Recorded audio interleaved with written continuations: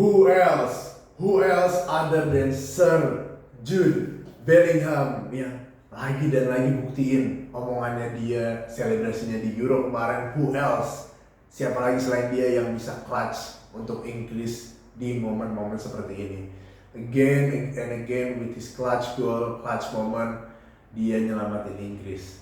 Dan buat Inggris bisa menang 2-1 lawan Norwegia dan melaju ke semifinal yang hadapin antara Argentina dan Swiss. Match yang seru menurut gua karena kualitas yang imbang dari kedua tim. Tapi sebelum kita bahas match itu, kalian jangan lupa like, comment, and share video ini. Dan jangan lupa juga untuk subscribe buat lihat video-video seperti ini lainnya di depannya. Oke?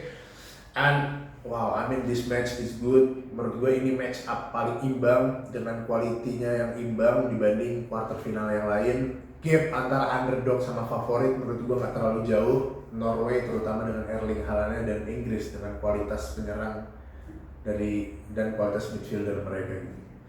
Dari awal posisi ada di kedua belah pihak, tapi mungkin Inggris lebih banyak nguasain. Tapi saat Inggris nguasain, back Norway, pertahanan Norway solid, sampai bahkan Erling Haaland ikut bantu defense itu. Dan karena itu Inggris gak punya chance berbahaya sedikit, peluang-peluang yang membahayakan gawang Norway. Malah Norway yang pegang bola lebih sedikit punya peluang-peluang yang lebih berbahaya menurut gua. Pertama yang crossing ke Haaland, tapi sayangnya masih pas ke tangannya Pickford ke tengah.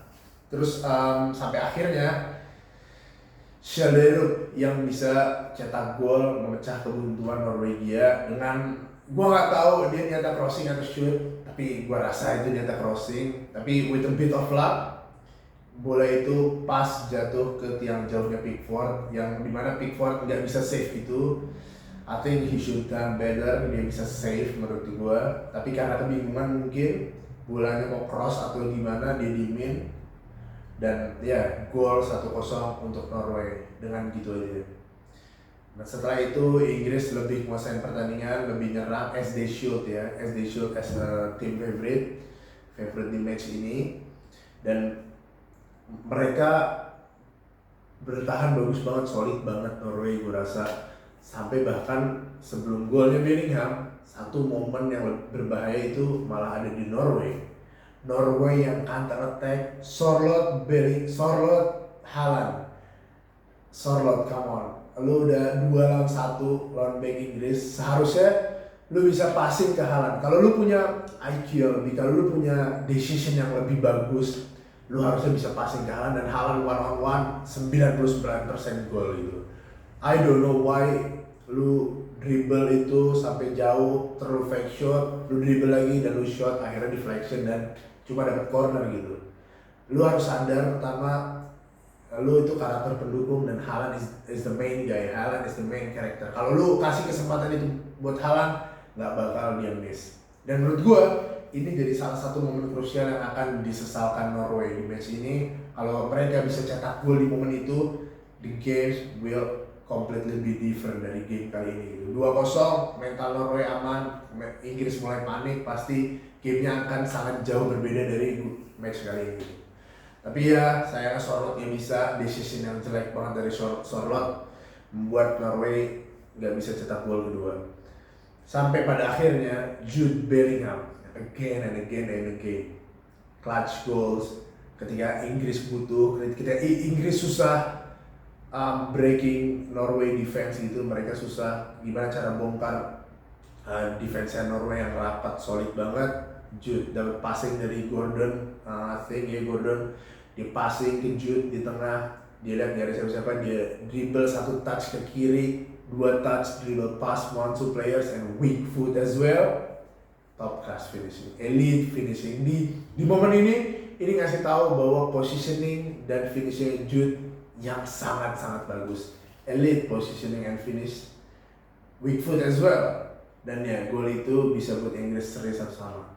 Sampai momentum shift ke Inggris nyerang terus, lebih berbahaya chance yang Inggris punya, tapi nggak bisa mereka manfaatin sampai Norway diselamatin dengan peluit halftime menurut gue.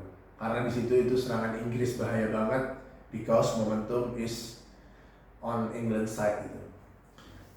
Dan lanjut babak kedua, game lebih seimbang menurut gue, posisinya lebih terbagi rata, tapi kedua tim gak ada chance yang berbahaya menurut gue. Mereka ada beberapa pergantian, kayak Madueke diganti Saka, Rice yang diganti Konsa diganti Reece James dan Rice diganti Reece James dan Gordon yang diganti oleh Eze gitu.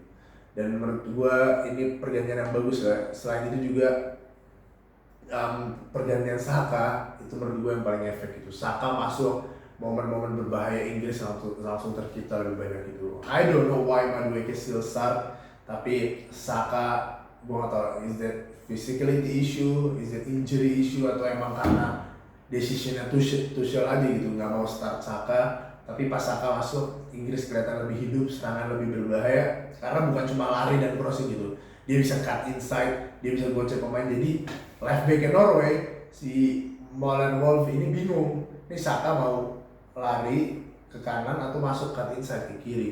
Jadi itu buat chance Inggris buat cetak gol lebih bahaya. Sampai ada satu momen juga Saka yang crossing ke 6 yard box-nya Norway, tapi kalau ada Bellingham atau Kane harusnya itu bisa jadi gol gitu. Tapi sayangnya mereka nggak ada dan Inggris masih satu sama sampai cornernya Norway. Norway punya serangan yang bahaya juga menurut gua. Beberapa kali itu salah satunya corner yang dianulir. Udah gol bahkan. Udah gol dari Hegem I think yang cetak gol dianulir, tapi harus dianulir karena VAR lihat Haaland ada push ke Elliot Anderson yang dilakukan sebelum corner itu mulai. Dan menurut gue it's clear foul, it's not kontroversi menurut gue. Tapi yang menarik adalah itu diberikan corner ulang, bukan pelanggaran untuk Inggris karena foulnya itu sebelum corner. Jadi Norway corner ulang tapi mereka nggak bisa manfaatin corner itu.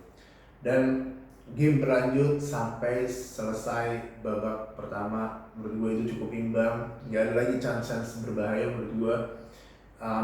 Cuma masuknya Nusa sama Oscar Bob itu change the game a lot gitu. Mereka terlihat lebih direct, terlihat lebih bahaya, terlihat lebih ada banyak opsi untuk cetak gol, terutama dari Oscar Bob. Tapi ya mereka masih gak bisa cetak gol Norway dan gamenya satu sama sampai akhir babak kedua. Extra time lanjut, ada beberapa juga pemain yang masuk, Pedersen, Leo Ostigard juga akhirnya masuk di situ. Dan sebelum extra time itu ada juga Jack Spence sama Morgan Rogers yang masuk. Mereka masuk gantiin Konsa dan juga Nico Riley, terus Reece James ditarik ke belakang. Jadi Rogers, Bellingham sama Elliot di tengah, Reece James, Stones, Gehi sama Jack Spence di belakang. Dan dengan masuknya Rogers, menurut gue ini salah satu brilliance substitution yang bagus dari Tuchel. Decisionnya buat masukin Rogers itu menurut gue bagus karena Kane sama Bellingham nggak sendirian di depan, nggak berduaan aja maksud gue di depan. Jadi ada lebih banyak orang di sana dan kualitas passing build up Rogers itu bagus. Sampai satu momen dia coba spekulasi shot, dia coba kayak Kubarsi kemarin yang shoot dari jauh, gue coba aja shoot dan akhirnya persis kayak Lamens, kiper Norway Milan yang punya turnamen bagus, tapi sayangnya di momen ini blunder. Dia malah coba untuk tangkap bola itu dan akhirnya bola itu jatuh ke kaki Jude Bellingham yang at the right place at the right time again scores clutch goals for England. Dan ya dengan 2 golnya dia punya banyak rekor Jude Bellingham. Dengan 2 gol Jude Bellingham dia jadi pemain pertama yang brace back to back setelah Maradona. Dia pemain termuda setelah Pele yang bisa back to back brace. Dia jadi pemain Inggris pertama yang cetak 6 gol di World Cup tanpa penalti. Not even striker can do that. Not even Harry Kane did that. Tapi Jude Bellingham, what a player. I mean, he's an icon. Nggak ada pemain Inggris gelandang terutama di abad ini yang lebih baik dari dia menurut gue. Menurut gue banyak gelandang bagus dari Inggris, tapi ketika itu di turnamen internasional, ketika itu di knockout stage, they crumble, they didn't perform. But Jude Bellingham, dia ambil semua pressure itu, dia ambil semua tekanan media, fans, everything dia ambil dan dia buktiin bahwa dia pemain yang elit. Dia one of the best, if not the best midfielder in this world right now. And dia Jude Bellingham, what a player. Dengan golnya itu bisa buat Inggris menang 2-1 lawan Norwegia, dan di semifinal antara ketemu Argentina atau Swiss. Ya, menurut gua ya fair play Norway. Haaland satu momen juga mungkin yang menarik, sorry gue lupa, itu Haaland yang diganti. Gue gak ngerti kenapa lu ganti Haaland, padahal dia bisa comes up dengan momen-momen yang tak terduga gitu, meskipun dia main 90 menit, 100 menit, 110 menit.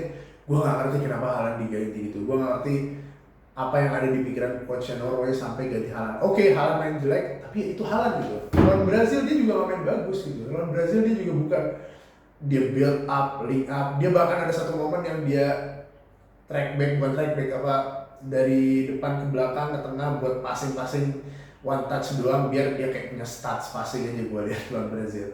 Tapi Haaland emang gitu tipikalnya, dia mungkin gak punya game yang bagus, tapi dia bisa comes up with moment. Dan di game ini dia ditarik, dan dia Norway gak punya momen apa-apa lagi setelah itu. Mungkin salah satu momennya cuma di Oscar Bob yang dari corner, bola liar dia shot harus ke atas, dan itu chance berbahaya buat Norway yang nggak bisa dimanfaatin. Akhirnya Viking Row has come to an end. Underdog story dari Norway yang keren banget menurut gua, bisa sampai quarter final ini, apalagi ngalahin tim-tim bagus termasuk Brazil. Dan ya, perjalanan mereka harus terhenti dan Inggris melaju ke semifinal Piala Dunia. Congrats sekali lagi buat Jude Bellingham terutama, yang punya iconic performance lagi dan lagi untuk Inggris. Gimana menurut kalian? Gimana performa Jude? Is Jude the best midfielder England has ever had gitu? Atau lu punya nama lain? And gimana performa dari Inggris kali ini? Apakah mereka layak menang atau Norway lebih layak menang? Apakah Inggris bisa melaju sampai final? Tulis di kolom komentar. Jangan lupa like, comment, dan share video ini. And also don't forget to subscribe untuk video-video seperti ini lainnya. Okay, thanks for watching and goodbye.